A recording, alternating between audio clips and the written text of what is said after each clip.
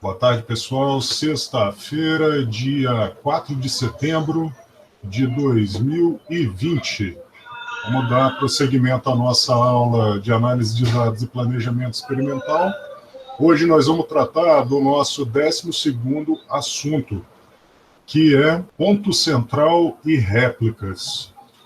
Bom, se vocês lembrarem, olha só.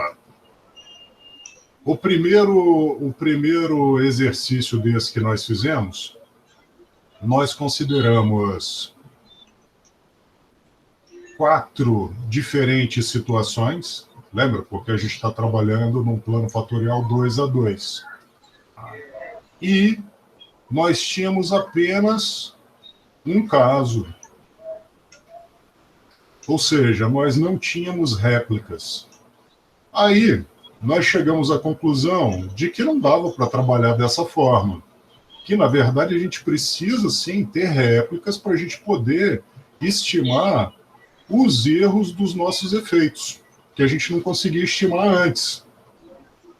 Ok. Então, a partir desse ponto, nós fizemos réplicas que foram produzidas, como eu falei para vocês na última aula, com um acréscimo de 5% a esses valores e com um decréscimo de 3% sobre esses mesmos valores. Hoje, nós vamos acrescentar um ponto extra à nossa malha. Gente, que ponto extra é esse? Repara aqui comigo, vou fazer um desenho para ficar mais fácil da gente entender essa situação.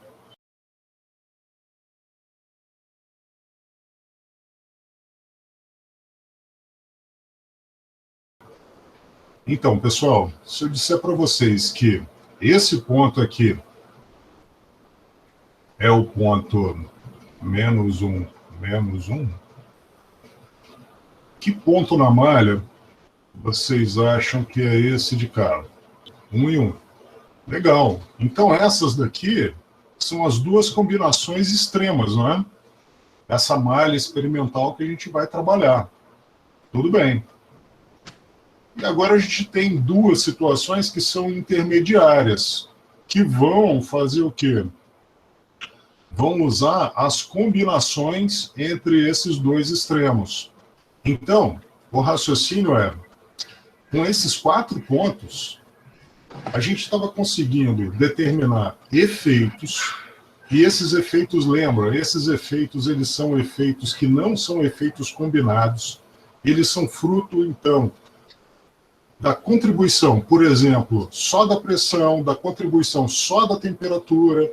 A gente conseguia também entender se tinha ou não alguma contribuição conjunta entre pressão e temperatura, que é o caso que a gente está trabalhando, né? Que é a sinergia que a gente tratou, tá? E, além disso tudo, a gente conseguia fazer uma superfície de resposta. Só que, repara, essa superfície de resposta vai ser sempre um plano com alguma inclinação.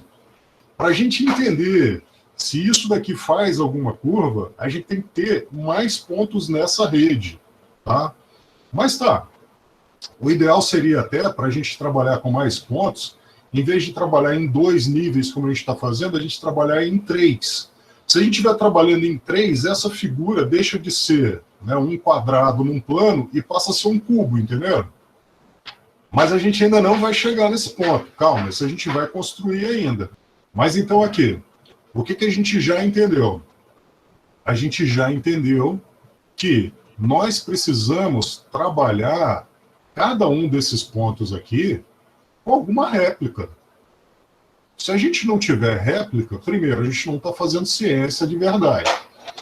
E, segundo, a gente não vai conseguir, se a gente não tiver réplica, a gente não vai conseguir estimar os erros dos efeitos. E é claro que esses erros dos efeitos vão interferir na nossa resposta, na construção da superfície de resposta e por aí vai. Tá legal. Só que vamos pensar agora em 2 questões aí que a gente estava tratando. A primeira delas é, tá, eu só consigo fazer um plano com isso daqui. Mas eu vou conseguir entender se pode existir alguma curvatura nesse plano ou não? A resposta é, com esses 4 experimentos, não. Eu não tenho como existir, eu não tenho como inferir a respeito da existência de uma curvatura nesse plano. Mas, reparem que tem aqui, ó, um 5º pontinho perdido aqui, né? Se a gente pegar esse 5º pontinho e, olha, vamos trazer ele aqui bem para o meio. Eu fico nervoso com esses negócios que não tem marcação, que eu não tenho certeza se está bem no meio. Parece que está no meio. Vamos aceitar que está no meio esse negócio aqui, beleza. Tá legal. O que esse ponto vai ser, gente? Ponto central, professor? Ponto central, muito bem, Jonas. E agora, vamos lá. Se esse extremo aqui era -1, -1, esse outro extremo aqui, +1, poxa, como é que a gente vai marcar esse ponto central? Qual vai ser a notação dele? 0, 0? Isso, 0 e 0.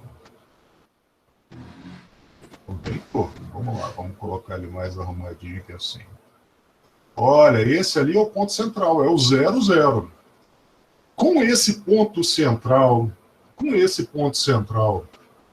eu vou conseguir estimar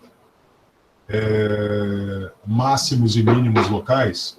Não, eu não vou conseguir estimar ainda máximos e mínimos locais imaginando curvatura, tá, nessa superfície. Não dá para fazer isso.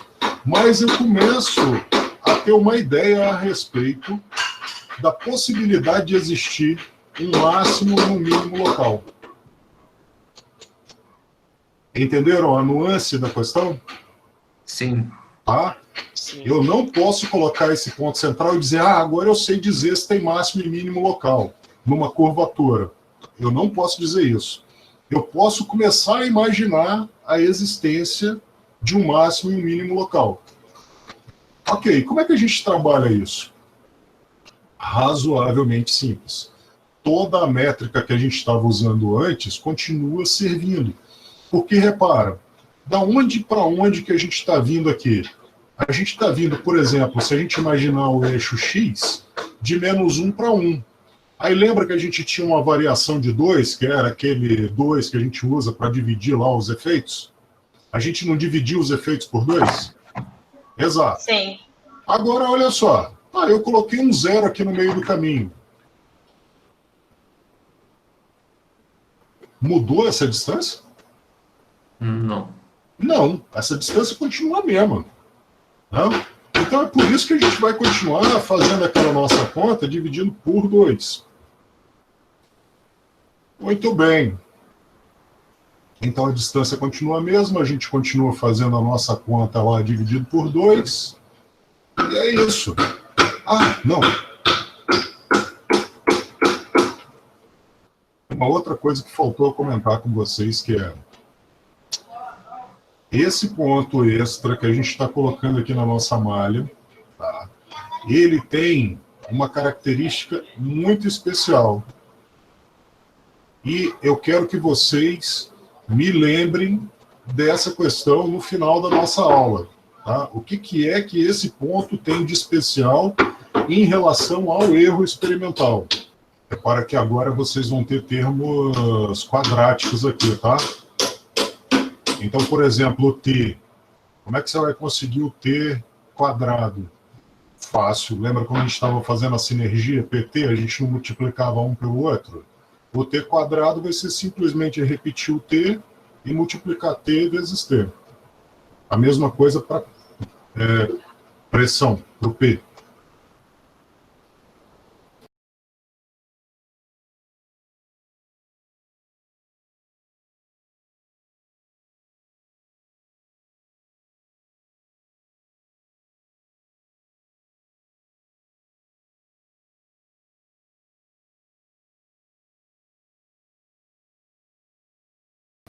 Então, a ideia aqui era pegar, para cada condição, calcular a média e o limite de confiança.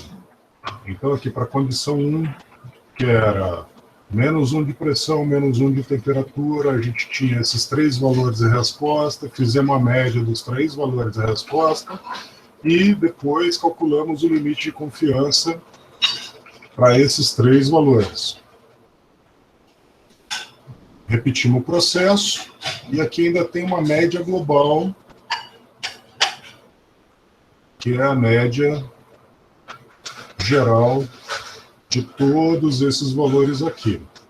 Agora, no item 12.1.3, pede para dividir o limite de confiança pela média das massas obtidas em cada condição. Então, isso daqui vai ser o LC 95 dividido pela média.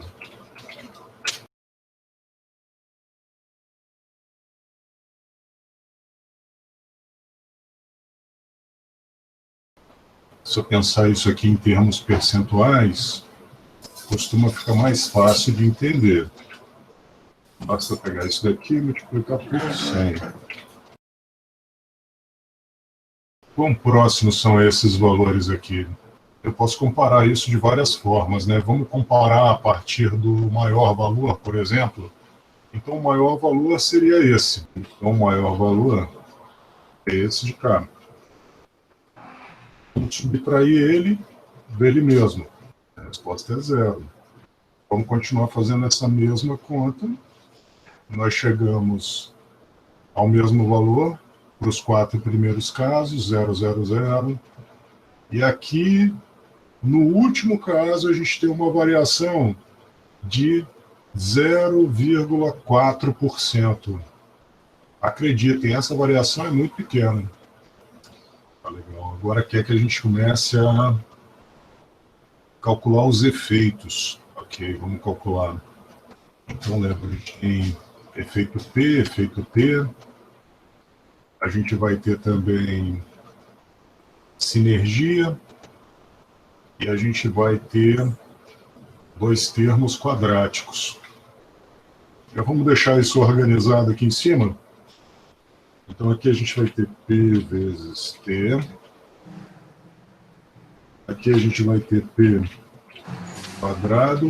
E aqui a gente vai ter P quadrado. Sinergia. A gente já sabe como é que faz isso, né? Multiplico esse por esse de cá. P vezes T. Tá aí. P ao quadrado vai ser P vezes P. E T ao quadrado vai ser P vezes T. Média das massas. Ele quer a média das massas também. Vamos abrir mais uma coluna aqui. Aí lembra, é aquele caso aditivo, né? Todo mundo vai ser 1 aqui. Isso. Agora fica mais fácil da gente fazer caso a caso aqui. Vamos lá. Vamos começar com a pressão.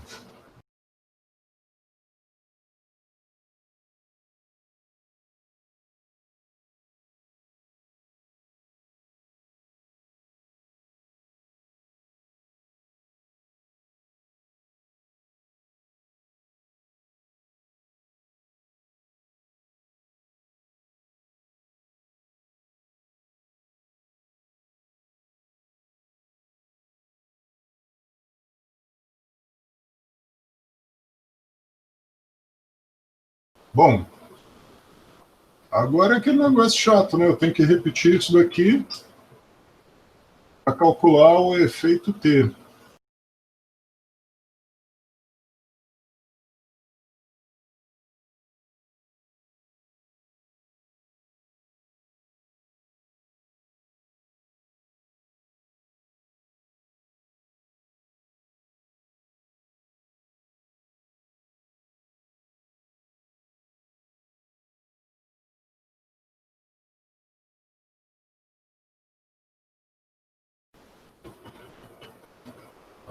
Para não ter dúvida, olha só.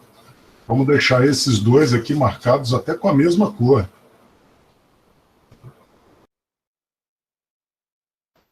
porque eles são iguais.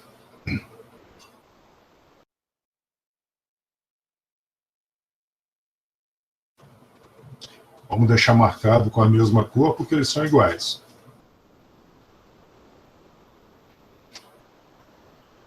Está faltando a média, né?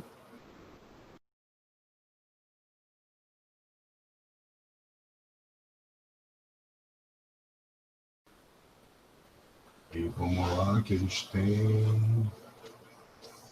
uma outra pequena mudança aqui, que é o seguinte. Esses valores aqui, lembra, eles são divididos por 5.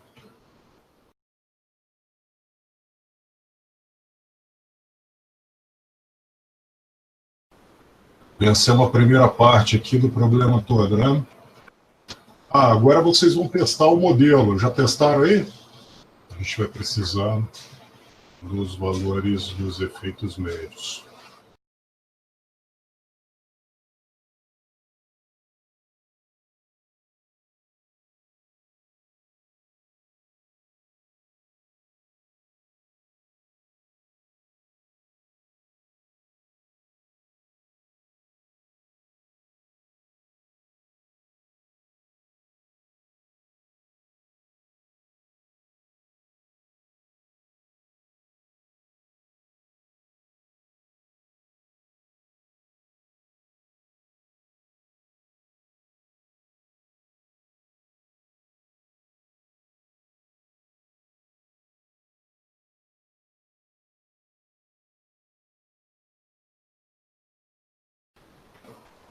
Agora, o que a gente calcula a correlação entre os pontos experimentais observados e os modelados preditos. Se vocês lembrarem, é basicamente a gente calcular a correlação entre esses dois conjuntos aqui, né? Quando a gente pensa nisso daqui da correlação, olha, a situação que a gente tem é, nós estamos repetindo esses experimentos aqui, olha, P e T. Então, o que acontece? Usando o modelo, a gente sempre vai ter a mesma resposta para essas mesmas condições, né? Só que essa foi a primeira sequência de testes, essa daqui foi a segunda, e aqui uma terceira. Então, se vocês observarem, esses valores aqui, ó, 188, 109, 160, 75, 96, eles vão sempre se repetir no modelo, tá? Agora vamos calcular a correlação. Querem ver? Fica mais fácil da gente entender na hora que a gente calcula o gráfico de observados versus os preditos.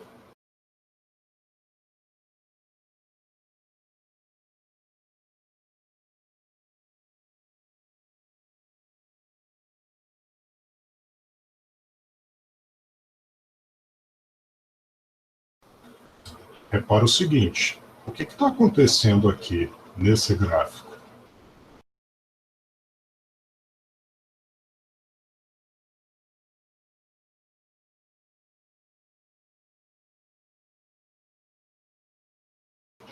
Repara o seguinte, a maior parte da minha informação, poxa, tem um comportamento muito, muito linear, tá? Mas na hora que eu calculo a correlação, porque eu tenho esses 3 pontos aqui que estão muito, muito fora dessa região linear, eu forço o valor da correlação para um valor muito baixo. É isso que a gente calculou. Tá? Mas por que aparece isso aqui? Porque, repara só, é o terceiro ponto aqui do item 12.3. Esse gráfico de observados versus preditos, ele apresenta uma forte não linearidade, que é característica de existência de máximos ou mínimos locais.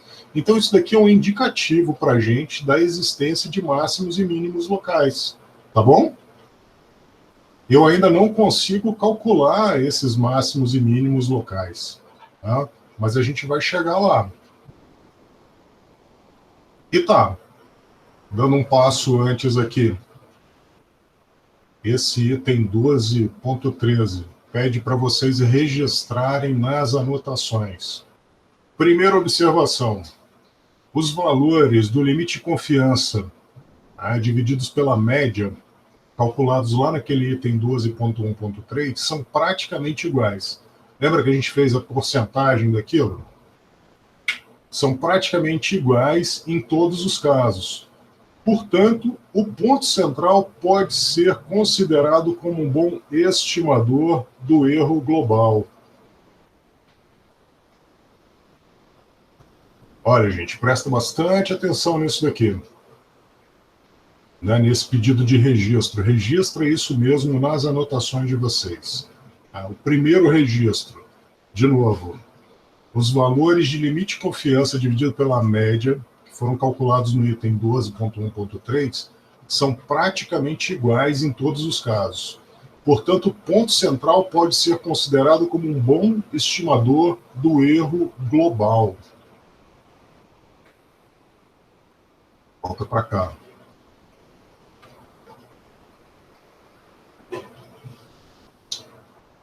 Foi esse ponto aqui, ó, que a gente calculou. Aí depois nós transformamos no valor percentual, 9,967, e depois fizemos uma variação. Repara que pela variação fica muito evidente que esses valores são todos muito próximos. E que esse valor do ponto central não é tão diferente dos outros valores que a gente encontrou antes.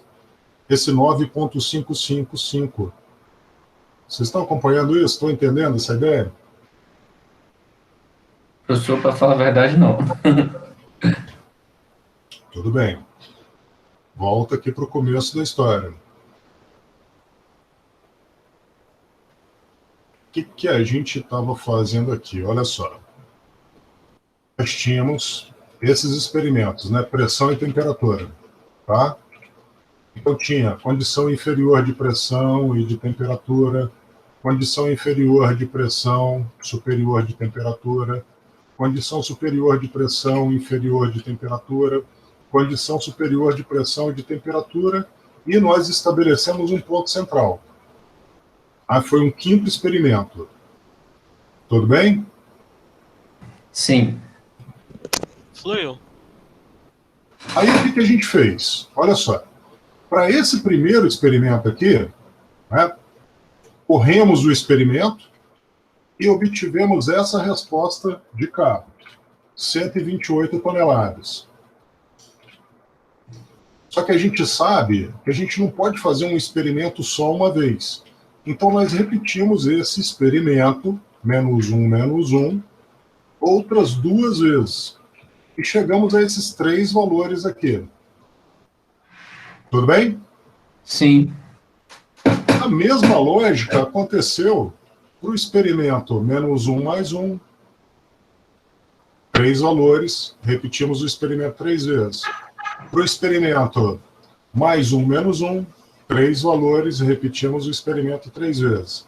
Para o experimento mais um, três valores, repetimos o experimento três vezes. E para o experimento no ponto central, o 0, 0. Tem três valores aqui também. Significa que esse experimento foi repetido três vezes.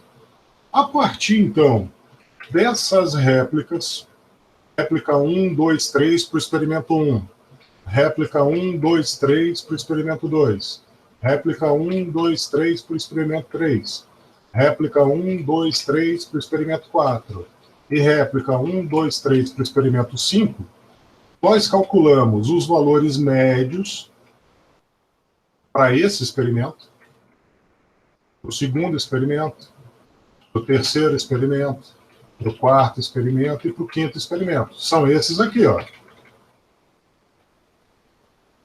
Tudo bem? Sim.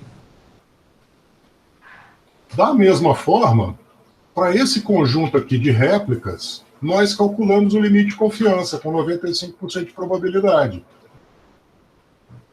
Para o primeiro experimento, para o segundo experimento, para o terceiro, para o quarto e para o quinto. Seguiu? Sim. Tá. Agora eu quero saber o seguinte. Eu quero saber o quão significativo, o quão representante é esse limite de confiança em comparação com esse valor médio.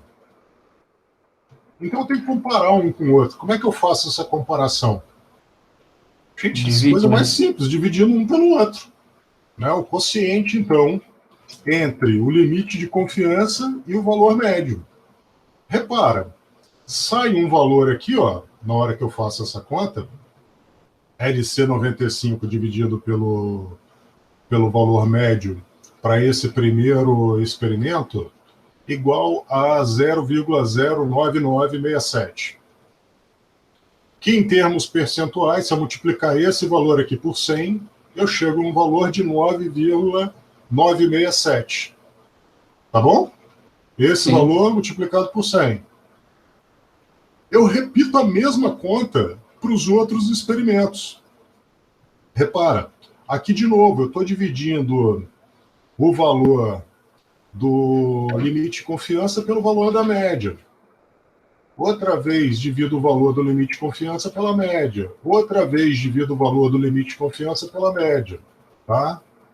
Isso aqui é óbvio que é um caso hipotético, tá? Isso aqui tem que variar alguma coisa, tá legal? Mas tá, eles são razoavelmente próximos aqui, a gente pode considerar nesse caso em particular que eles são iguais. E nesse último caso aqui, o quinto caso, o que a gente fez? De novo, dividimos o valor do limite de confiança pelo valor médio. Deu um valor um pouquinho diferente. Em vez de dar 0,9967, deu 0,9555. Se a gente pensar em termos percentuais, multiplicamos isso tudo aqui por 100, olha, esse valor é igual a esse valor é igual a esse de cima, esse valor é igual a esses de cima. Esses aqui são todos iguais, tá? A pergunta que sobra, então, é, esse último valor, o 9,555, ele é muito diferente desses outros valores aqui? Para a gente saber isso, existem várias formas da gente determinar isso. Mas vamos fazer pela variação. Qual é o maior valor desse conjunto? 9,967. 9,967. Beleza. Então eu vou fixar esse valor aqui. 9,967. E vou subtrair esse maior valor do valor do primeiro caso, que é o próprio 9,967. O resultado é zero. Vou repetir essa operação para os casos seguintes. E vou chegar à conclusão que sim, existe uma diferença entre esse valor calculado no ponto central e os demais valores. Mas essa diferença é de 0,4%. Ou seja, é praticamente nada. Vocês alcançaram até aí? Sim, até aí foi tudo bem. Beleza. Sim. Então, olha só. Volta para esse item aqui. Os valores de limite de confiança dividido pela média são praticamente iguais em todos os casos. Vocês concordam que eles são praticamente iguais em todos os casos? Tem esse daqui que é diferente, mas, poxa, é uma diferença de 0,4%.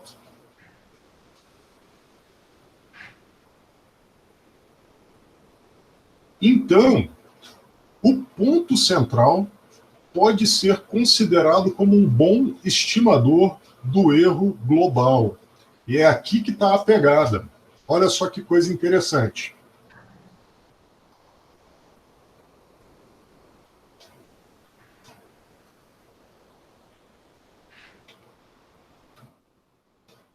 Vou abrir uma terceira.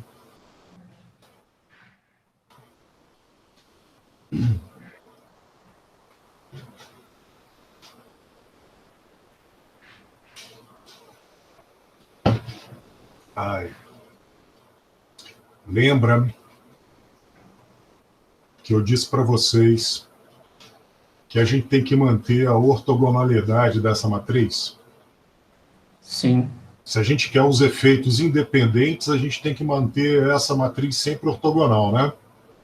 Para eu saber se ela está ortogonal, o que eu faço? Já expliquei para vocês. Eu somo essas colunas. Soma tem que dar zero.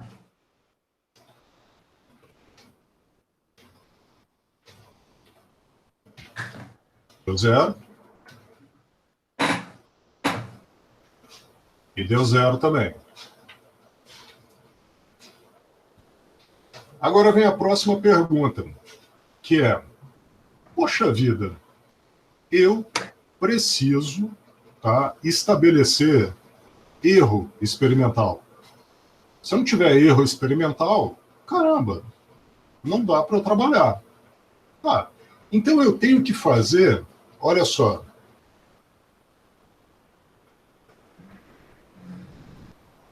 a princípio réplicas para cada um desses pontos. Pensa comigo. Se eu replicar só esse daqui, o que vai acontecer? Ó, já vamos deixar aqui o somatório.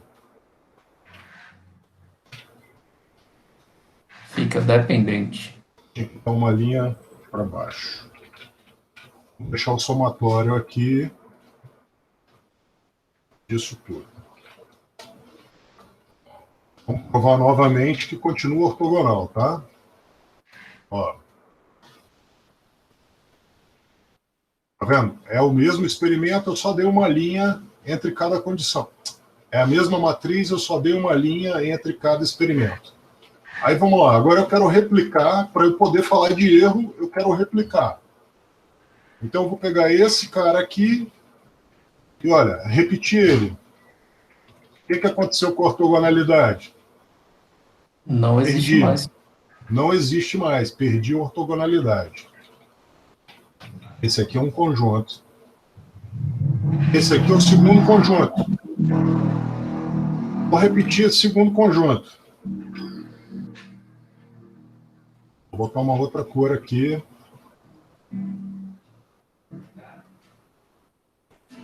O que aconteceu com a ortogonalidade? Continua sem existir. Não tenho, né? Exato. Aqui eu tenho um terceiro conjunto. Vou repetir esse conjunto também.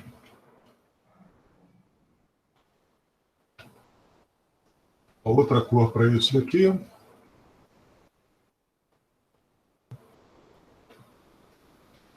É ortogonal? Não. Não. Repetir o quarto conjunto.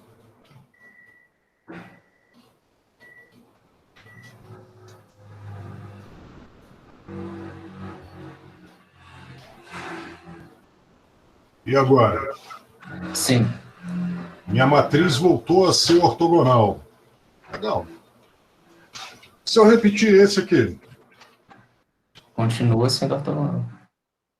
vai continuar sendo ortogonal. Né?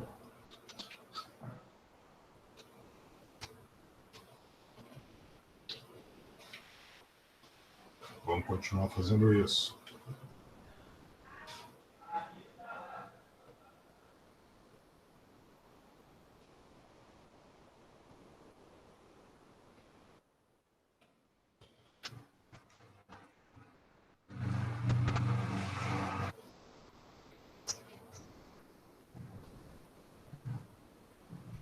Vou fazer o que a gente estava fazendo antes. 3 réplicas para cada experimento. Ó, então vou repetir vou repetir esse experimento aqui. Vou repetir o segundo experimento.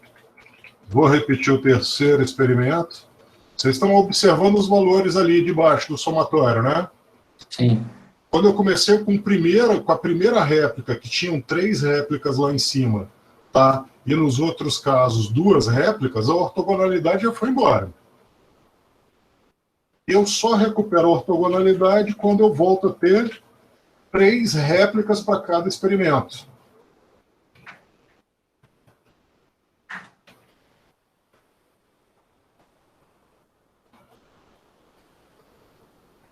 Agora, isso é verdade quando eu penso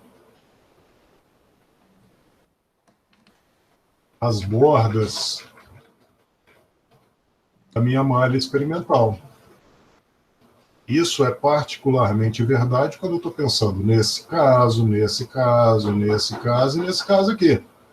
Toda vez que eu aumentar uma réplica aqui, eu tenho que aumentar uma réplica aqui e uma aqui para manter a ortogonalidade.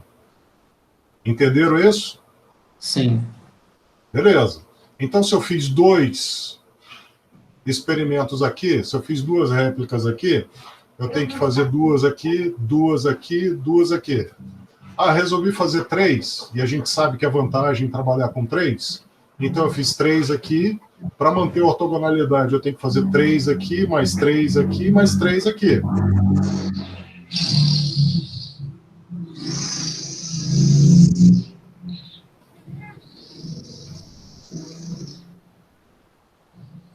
Eu acho que só tem o Belian assistindo a aula. E... Eu acho que não. Estamos aqui. Tá bom. Não, estamos aqui. Mas tudo entendido. Beleza. Tá bom. Eu estou aqui acompanhando. Agora vamos então continuar. Imagina o seguinte. Eu tenho só uma réplica aqui, uma aqui e uma aqui. Aí eu faço um ponto central. Como que é a ortogonalidade desse sistema? É legal, né? Eu tenho ortogonalidade, na verdade. Né? O somatório disso daí vai dar 0. Aí eu resolvo fazer uma réplica aqui nesse ponto central. O que aconteceu com a ortogonalidade? Está mantida. Mantida. Faço mais uma réplica. Cheguei a 3. O que aconteceu com a ortogonalidade? Está mantida. Então esse ponto aqui, ele é um ponto meio mágico. Olha só que coisa legal que ele é. Volta para cá, ó. Ó, eu vou apagar esses caras aqui.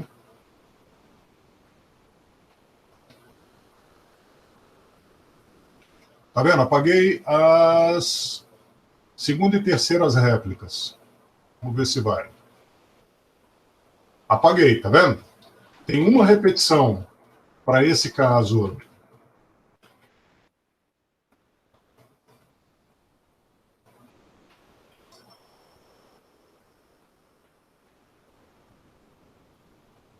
Tem uma repetição para esse caso menos 1, menos 1. Tenho uma repetição para esse caso mais 1, mais 1. Tenho uma repetição para esse caso menos 1, mais 1. Esse aqui, ó. E tenho uma repetição para esse caso de cá. Mais 1, menos 1. Esse de cá. Esse último de cá. E no ponto central, esse aqui, ó, que está marcado aqui, eu faço 1, 2, 3 réplicas. Olha só que coisa legal. O somatório continua sendo 0. Eu tinha que vir até o A8 aqui.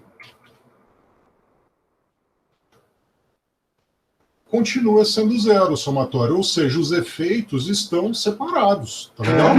Eles estão funcionando. Eu estou conseguindo identificar esses efeitos, tá? Não é separada a palavra, eu consigo identificar. Esses efeitos são... Independentes? Caraca, gente. Independentes. Maravilha, obrigado. Os efeitos continuam sendo independentes. Que legal. Espera aí. E agora volta para isso aqui, vamos ver se faz mais sentido. Os valores de limite de confiança dividido pela média são praticamente iguais em todos os casos. Portanto, o ponto central pode ser considerado como um bom estimador do erro global. Caramba! Quer dizer que, se eu considerar que o erro experimental ao longo de toda a malha, estou considerando que o erro experimental ao longo de toda a malha é comportado, é razoavelmente constante, tá?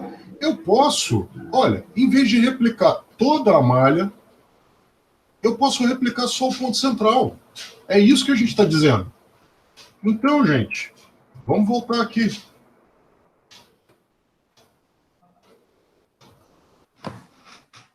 Reduz bastante a quantidade. Quantos experimentos eu tive que fazer? Vamos contar. Contando as réplicas, tá? Oh, ai. Esse aqui não. Olha, eu tive que fazer 15 experimentos. Porque eu quis replicar em cada um desses pontos aqui, ó. Eu quis replicar aqui, aí eu fiz 1, 2, 3, né? Réplicas. Eu quis replicar aqui, aí eu fiz 1, 2, 3 réplicas. Eu quis replicar aqui, aqui e aqui. Tá? 3 vezes 5, 15 experimentos. Só que eu estou dizendo para vocês que numa condição, e numa condição muito especial, que eu estou assumindo, tá? Que o erro experimental ao longo da malha é razoavelmente constante, né? É constante, é comportado. Eu não preciso fazer essas réplicas todas. Em vez de ter 15 experimentos,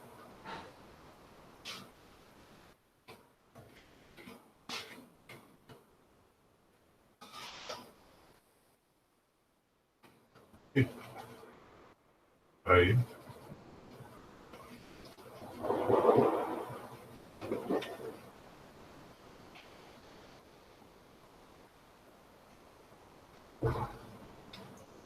Em vez de ter 15 experimentos, eu posso ter só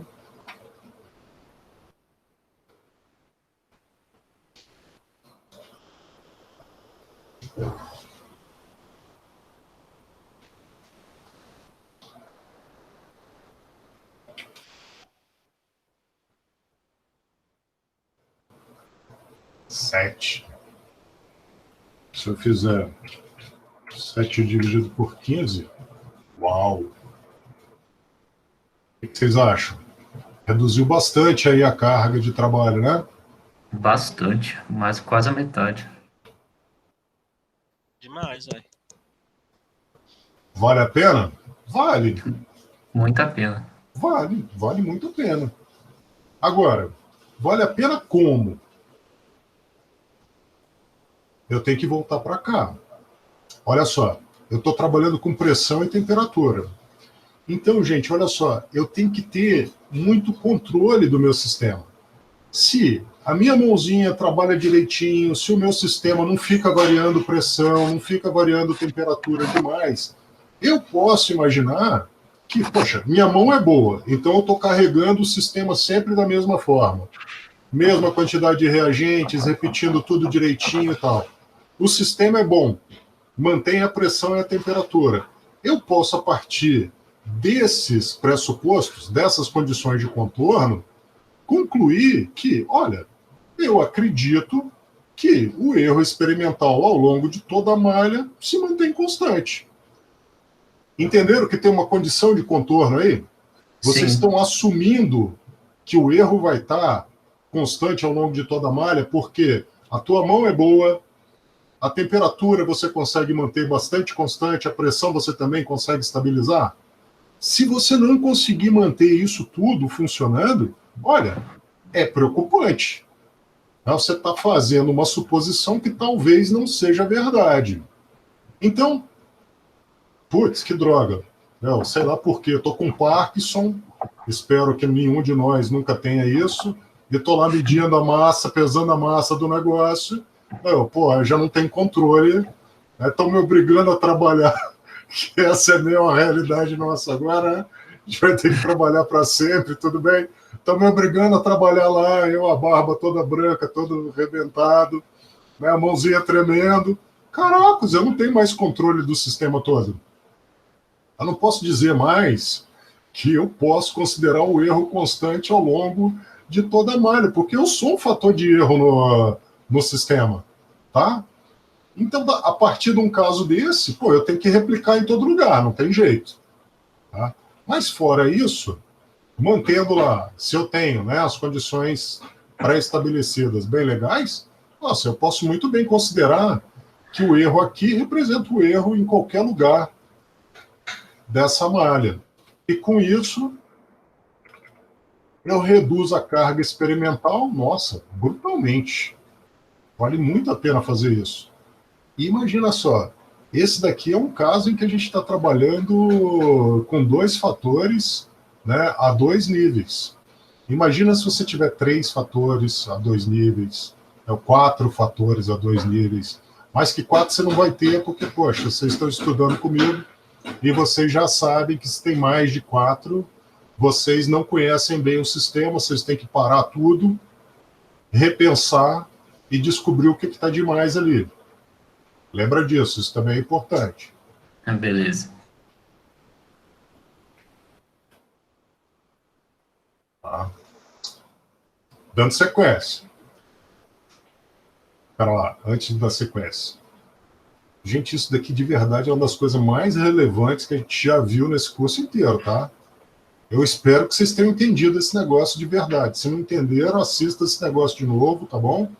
Faz essas contas outra vez ali, para garantir, para calcular de novo, né, a questão da ortogonalidade.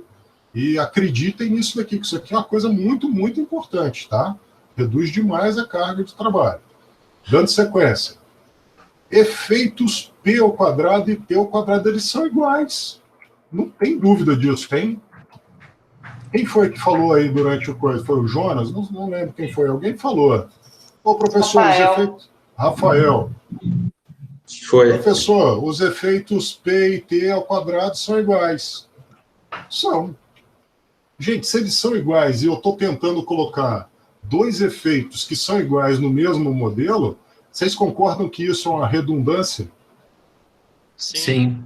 E é por isso que eu não coloco. Eu não faço modelo redundante. Né? Nós não fazemos modelos redundantes. A gente vai tirar isso daí. E eu vou dizer mais para vocês. Se vocês tentarem, num programa de estatística, porque aqui a gente está usando uma planilha para fazer essas contas e entender como é que a gente monta esse sistema e trabalha com ele. Legal. Se vocês usarem num programa, ele vai gritar de lá, falar, olha só, tem um efeito redundante aqui. Tem um termo redundante, trabalha esse negócio. Ele vai dar um alerta, o aplicativo, o software vai dar um alerta de que tem alguma coisa errada, que você está tentando fazer alguma coisa errada ali, tá bom? Então fiquem tranquilos em relação a isso. Mas entendam, a gente não trabalha com nada redundante. Professor, é possível ter a condição de P ao quadrado e P ao quadrado serem diferentes? Sim, sim. A gente tem que aumentar o número de níveis. Entendi. Se a gente começar a colocar um monte de nível ali, pô, com certeza a gente estima parâmetro quadrático com facilidade. Começa a ficar bom de fazer isso quando a gente está trabalhando de verdade a 3 níveis, né? Porque isso aqui não são 3 níveis, tá? Isso daqui não são 3 níveis. O 3 níveis pode ter um ponto central também. Óbvio que pode ter. Ele pode ter um ponto central, mas 3 níveis, lembra, você mudou ó, de um plano para uma figura geométrica, que no caso aqui vai ser um cubo. Então, esse ponto central, ele está no meio desse 3D, dessa figura tridimensional, tá bom? Ele tem um outro componente aqui, esse ponto central é 0, 0, 0. E aí você começa a tirar termo quadrático de verdade. Não, aqui a gente está forçando a barra para tirar um termo quadrático, tá bom? Entendi.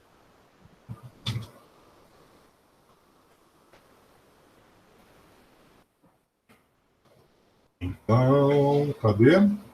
Os efeitos P ao quadrado e T ao quadrado são iguais, aí, portanto, ditos redundantes. Esse é o motivo do modelo prever somente o P ao quadrado. Podia ser o P ao quadrado, o T ao quadrado, qualquer um dos dois, não? Porque, na verdade, a gente não devia estar fazendo essa conta aqui. Aí eu só quero mostrar para vocês que dá para fazer. Se ela vai fazer sentido é uma outra questão. O terceiro ponto, o gráfico observados versus preditos apresenta uma forte não linearidade. Claro, eu coloquei um termo quadrático no meio da conta. Né? Característica da existência de máximos ou mínimos locais. E é aí que a gente tem que ter muito cuidado. Porque sim, eu posso colocar esse termo quadrático aqui no meio da minha conta. Cadê o modelo? O modelo está aqui. Eu posso colocar esse termo quadrático. Está aqui, ó. Eu posso colocar esse termo quadrático no meio da minha conta, mas ele pode não ter relevância nenhuma, e é grande a chance dele não ter relevância. Só que a gente não tem como avaliar isso ainda aqui. Né? Daqui a mais uns dias, vocês vão entender a importância do parâmetro P, que é o grau de confiança. Alguns chamam de grau de desconfiança. Tá legal? Então, se a gente tiver valores de P que são muito grandes quanto? Maiores que 0,05, isso quer dizer que a gente já não pode considerar mais aquele efeito. Daí, essa análise aqui que a gente está fazendo é absurdamente crua, tá? E aí vocês vão ver depois que, claro, isso aqui tem muito a ser refinado. Mas a gente começa fazendo as contas devagarzinho. E em breve a gente vai conseguir calcular, né, vai ter acesso a esses valores de P, grau de confiança, e a gente vai poder dizer se esses efeitos são estatisticamente relevantes ou não. Mas isso daí são cenas das próximas aulas. Por hoje a gente encerra. Foi legal, né? Foi ótimo. Tirando que eu vivo esquecendo aquele dividir por 2, caramba, ainda bem que tem vocês aí. Mas é para testar. Que droga. Uhum. É para testar, gente. Mas o macete, sabe qual é? O macete é fazer sempre olhando para a lista aqui do exercício. Você vê, tá escrito aqui, entendeu? Mas é porque eu insisto em querer fazer um negócio de cabeça e dá errado. Então, se a gente for seguindo aqui passo a passo, faça a transposta vezes a massa, o vetor massas dividido por 2. Tá certo. É só não querer fazer de cabeçada que nem eu quero fazer. É o que tudo funciona bem. Tá legal? Também esqueço. O cérebro quer maravilha. Olha só. Valeu, galera. Valeu. Bem, pessoal, por hoje é isso. Obrigado pela atenção. Até a nossa próxima videoaula. E por favor, não se esqueçam de deixar um joinha e de se inscreverem no canal.